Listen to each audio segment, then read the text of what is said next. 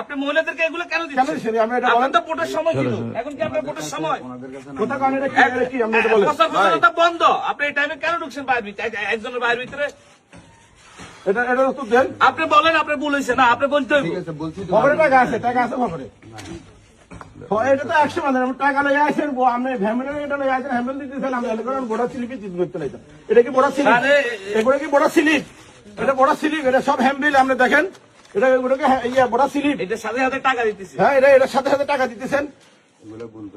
ভুল কথা কেন? এটা আপনি তাহলে আপনি কেন আসলেন? এটা তো ভোটার লিস্ট, এটা তো ভোটার স্লিপ না। আমি আপনি এটা কেন আসলেন? যেটা সত্য সেটা তো এটা কেন আসলেন? আজকে এটা প্রচারণা আছে, এটা কালকে থেকে এটা প্রচারণা বন্ধ। যেটা সত্য আমি সেটাই বলছি। এটা নিয়ে আসছি, এটা ঠিক আছে, টাকা নিয়ে আসেনি।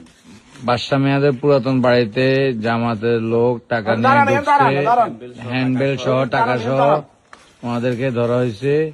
ওনারা আজকে প্রচারণা শেষ, কিন্তু ওনারা আজকে এটা বলতেছে, ওনাদেরকে বলতেছে ভোটার লিস্ট দিচ্ছে, কিন্তু ভোটার লিস্টে কোনো কাগজে নাই। ওনারা ভোটার লিস্ট দিচ্ছে বলে বের হচ্ছে, কিন্তু ভোটার লিস্ট ঠিক আছে, ভোটার লিস্ট থাকলেও মানা যেত, একটা ভোটার লিস্ট নেই। ওনাদের কাছে শুধু হ্যান্ডবিল আছে আর টাকা আছে। তো এটা কাজটা উনি ভালো করে নাই।